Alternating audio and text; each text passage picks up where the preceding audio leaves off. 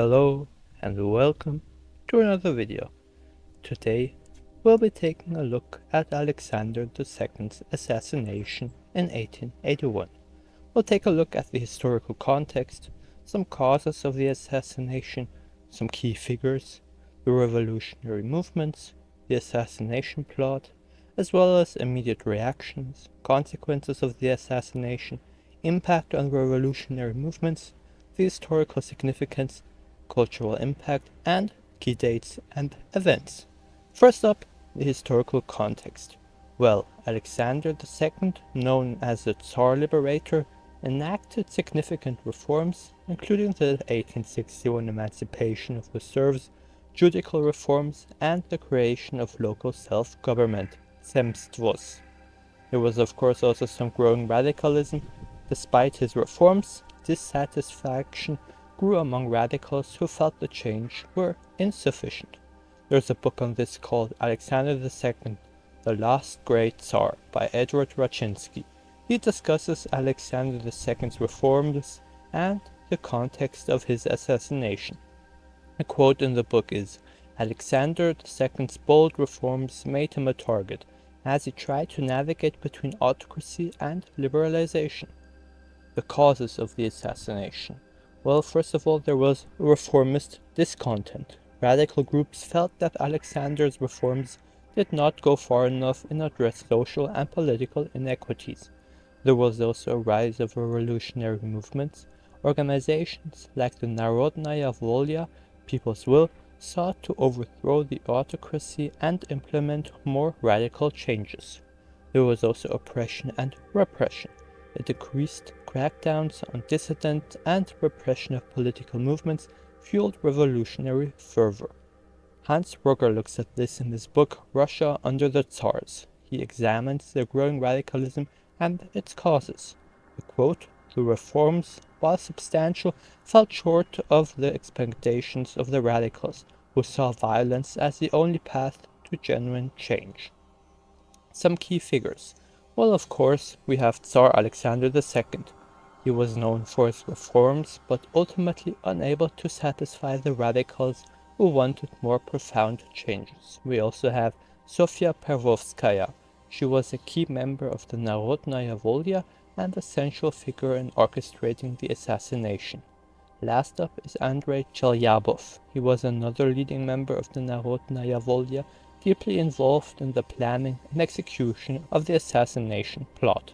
A book on this is Sofia Perovskaya and the Plot to Kill the Tsar by Barbara Alpern-Engel.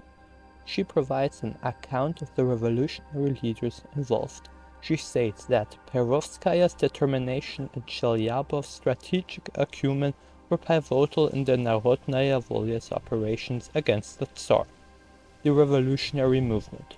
Well, of course, we have the Narodnaya Volya. It was an underground revolutionary group committed to overthrow the autocracy through direct action, including assassinations.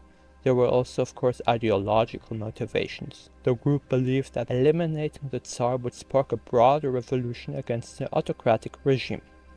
The Russian revolutionary movement under Alexander II by Walter M. Pinter examines this phenomenon. It explores the rise of revolutionary groups. A quote of his is, "Narodnaya Volya's radical approach was born out of a profound disillusionment with the pace and scope of Alexander II's reforms." Next up is the assassination plot. There were of course previous attempts. Several assassination attempts had been made on Alexander II, including bombings and armed attacks. On March 13, 1881, on the streets of St. Petersburg, a carefully coordinated attack succeeded when a bomb was thrown under the Tsar's carriage. It was a fatal blow. Although he survived the initial explosion, Alexander II was fatally injured by a second bomb when he left his carriage to help the wounded. The book Killing the Tsar, The Assassination of Alexander II by Ian Gray details the planning and execution of the assassination. The assassination of Alexander II was meticulously planned and ruthlessly executed, marking a dramatic climax to the revolutionary campaign, states Ian Gray. There were some immediate reactions. there was of course some shock and mourning. The assassination shocked the Russian Empire, leading to widespread mourning and increased security measures. But there was also some succession. Alexander II's son ascended the throne and was immediately faced with the challenge of addressing the revolutionary threat. A book that examines this phenomenon or this problem is The Tsar's Last Armada by Konstantin Pleshakov. He discusses the immediate aftermath of the assassination. Quote is, "The assassination plunged the empire into a period of intense mourning and heightened fear of revolutionary violence." The consequences of the assassination. First up is, of course, repression, as always. Alexander III responded to his father's assassination with a return to strict autocracy, rolling back many of his father's reforms. Additionally, there was increased surveillance. The new Tsar intensified surveillance and repression of revolutionary activities, leading to widespread arrests and exiles.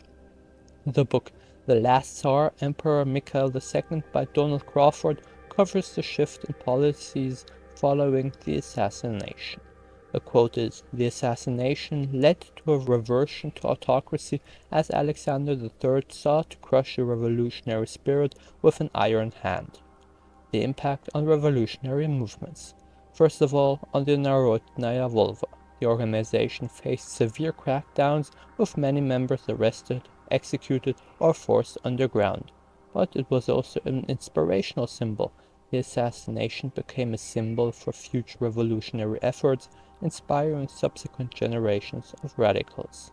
A book which looks at this is The Russian Revolution by Sheila Fitzpatrick, which examines the long-term effects on revolutionary movements. The assassination of Alexander II was both a tactical victory and a strategic miscalculation, galvanizing future revolutionaries while promoting harsh reprisals. The historical significance. Well, it was kind of a turning point. It marked a crucial moment in Russian history, leading to a more repressive regime under Alexander III and setting the stage for future revolutionary unrest. It was also a legacy of reform and reaction, because Alexander II's assassination underscored the delicate balance between reform and autocracy in Russia.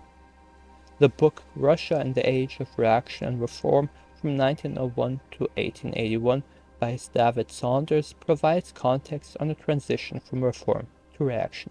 He states that the assassination encapsulated the volatile interplay between reformist aspirations and revolutionary impulses. Second to last is the cultural impact. The assassination and its dramatic context influenced Russian literature, theater, and art, reflecting the tumultuous political climate. Alexander II was remembered both as a reformer and a martyr, and his assassination became a poignant episode in Russian history.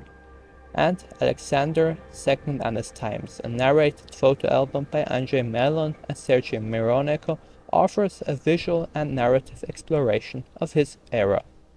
The quote of this book, or one of the quotes of this book, is, "The assassination left an indelible mark on Russian culture, immortalizing Alexander II's complex legacy in the national consciousness." Last up are some key dates and events. 1861. The emancipation of the serfs, marking the beginning of Alexander II's major reforms. March 13th, 1881. The successful assassination of Alexander II by the Narodnaya Volya. And 1881 to 1882. The immediate repressive measures and the transition to Alexander III's autocratic rule. That was all for today. Thank you for listening.